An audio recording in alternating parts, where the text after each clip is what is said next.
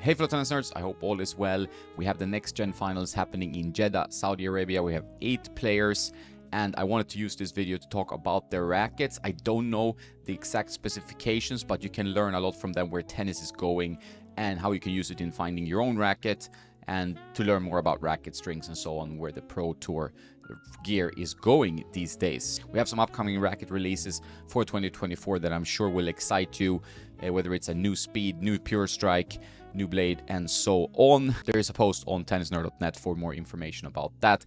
I'm not revealing any pictures or any videos about the upcoming rackets before the racket brands allow me to do so. I want to play ball. They do a lot of work on their marketing and planning these launches and so on, and you don't want to ruin it for them. So I always try to play ball, but I'm always honest about my opinions, which they might like or not, but we will see. There will be definitely a lot of exciting rackets to come. If we look at the field here, we have one very strong favorite, that is Arthur Fils.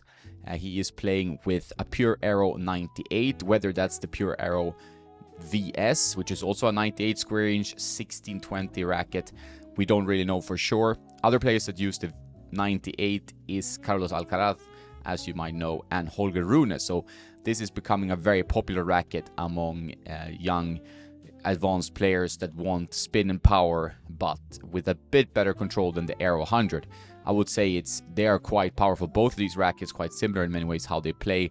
The 98 might move a bit faster through the air, but it also feels like you need to hit it with a higher swing speed compared to the 100 square inch racket. You really need to swing this racket. His specs are 340 grams strong, according to Tennis Warehouse forum users who owns his racket, around 22-23 kilos RPM blast. That always depends on conditions. Some players like to always keep it around certain tension. We have Rafa, for example. Some players, they really like to experiment. You're going to see some pros testing new rackets during the off-season, new string setups. We've already seen it here in Marbella. Some pros testing gut in a hybrid, which they usually don't, and going down in tension, so on, so forth. And I will keep you posted if I see any of these trends or any of these interesting shifts. And please subscribe if you're curious about this. But Arthur Fils, the strong favorite of this event. Obviously, with the next gen finals, there are a lot of new rule innovations, experiments, whatever you want to say. They really try to speed the game up to see what they can bring into the ATP Tour next year. So it's 5 sets, up to 4 games, electronic line calling, on-court coaching, no warm-up. So I'm curious, what do you think about all these innovations, ideas? Is it something that can benefit tennis in the long run? From a spectator point of view, I think we have to think about tennis more for the audience than for the players. The players might have to adapt a little bit to all these changes. Not easy, as we've seen in the first day of the next gen finals.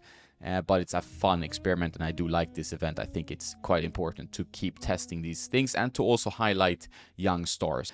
So Arthur Fils using a control racket, but full of power and spin, not at all similar to control rackets of the past. So I have the personal rackets of Andy and Novak here, as you can see. So Mario's racket is a PT57A. There's plenty of content about this one, don't need to go into that too much, but a very thin beam, very small head size, 95 square inches, a very controlled racket, high flexibility of this one, 58 RA. Novak's racket is a little bit thicker, still a 95, 18-19 pattern. This is 16-19, but this is 18-19 pattern, the Novak frame, and a little bit thicker beam, a little bit stiffer, but overall it's very controlled, 95 square inch, both of these rackets. So they kind of goes to show what type of rackets players of the past used. Federer, of course, with the 97 transitioned to that from the 90 that he was using. We're seeing incremental changes towards more power. We're also seeing that with strings, players want a bit more for free. More natural gut hybrids also among young players. That's going to help the power a bit. More lower tensions also going to help the power. So we're seeing players definitely going for more. And you also saw Andy, for example, one player from the previous generation, actually testing a larger head size for a while in 2021, if I'm not mistaken, a 99 square inch Prestige, but then in the end he went back to his PT57A. Not sure that's a good idea. We will see if he's actually testing to go up in head size again. I think he will appreciate the power in the long run, but to adjust takes a long time, and you know it sometimes doesn't really work out, and that's just how it is. So what Phils is using is the Aero 98, whether it's the VS or this one, I don't really know for sure.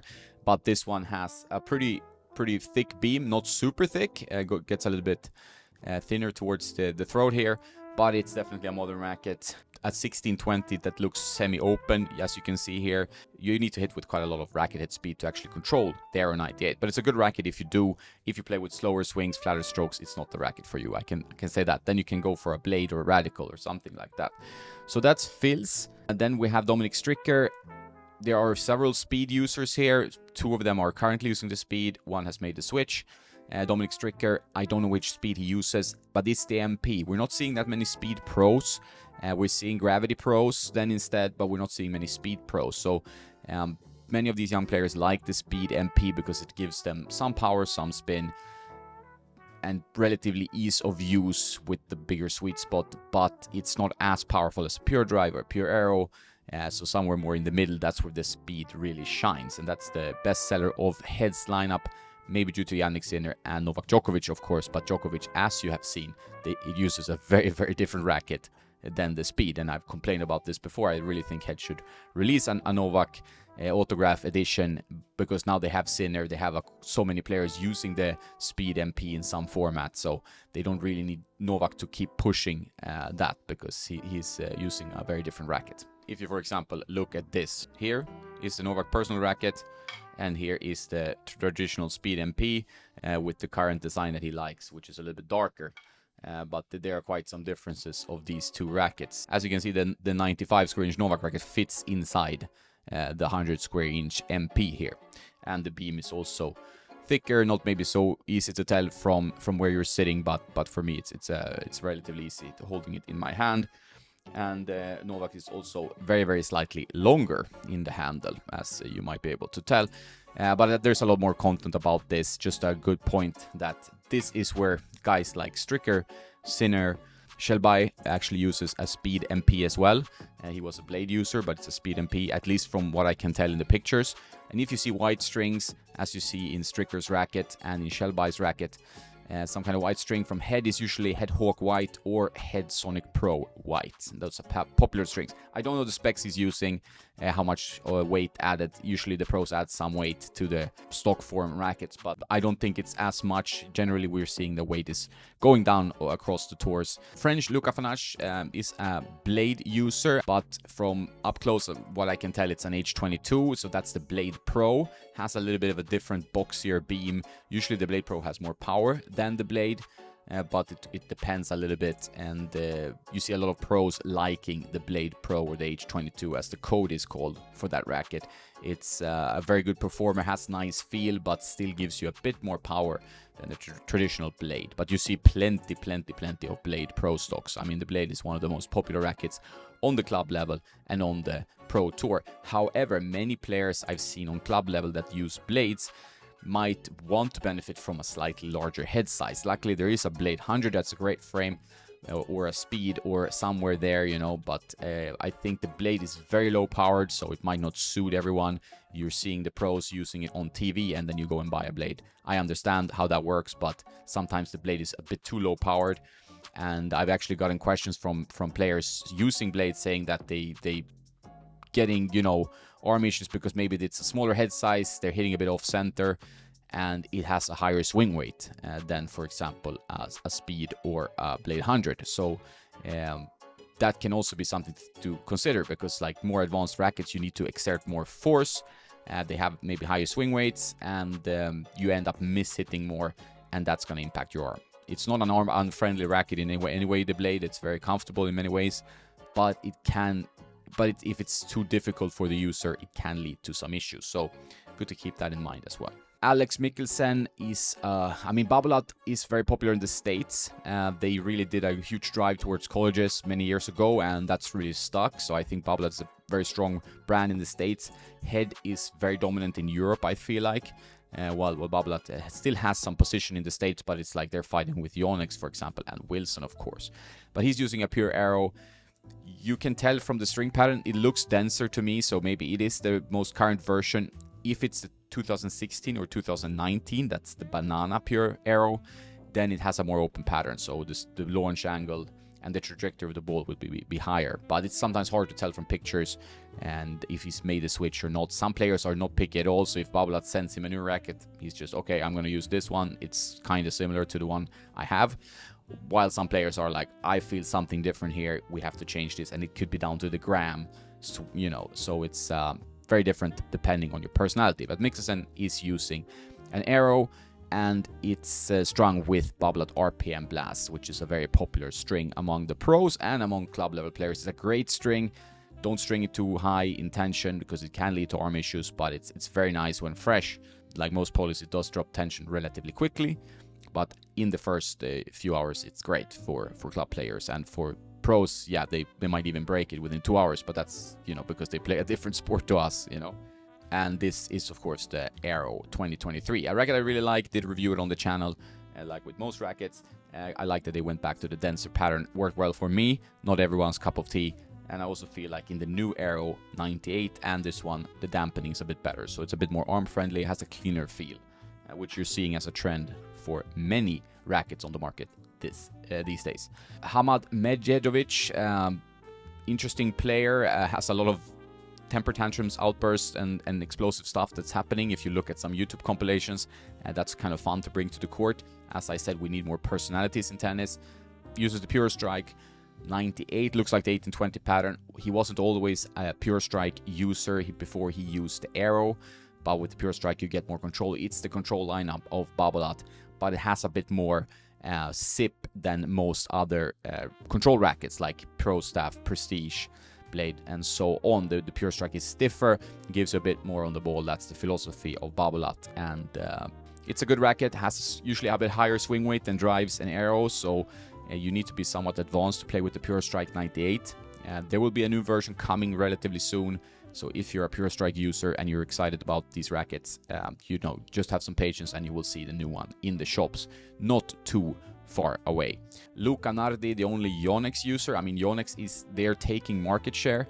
As I've talked about in other videos, you see Yonex more and more on the tour. They're pretty good at signing players. They do produce good rackets, which they all do, but Nardi is using an E-Zone 98. Black string, could be Politor Pro Black perhaps, could be Politor Strike, could be something else, but most likely Yonex, they are really strong on. If you're using a Yonex racket, you're also kind of like a full-on Yonex sponsored player. We've seen that with Stan the Man wearing Yonex. Hubert Hurkacz, Yonex players, they go all in Yonex. Tiafo is obviously sponsored by Nike, but otherwise we're seeing a lot of apparel also being Yonex, shoes also being Yonex. And I'm actually testing Yonex shoes right now. I'm a big fan of their Fusion Rev 4. That's a clay court shoe I've been using quite a lot. But I do also like, now that I've started testing it, Stan the Man's shoe of choice, which is the Eclipsian 4. It's a shoe I've just had a few hours on the court, but so far so good. I'm very picky with shoes based on previous injuries and so on. More about that later. So there you go. You see where the kind of modern rackets are. Pure strikes, blades, pure arrows, radicals.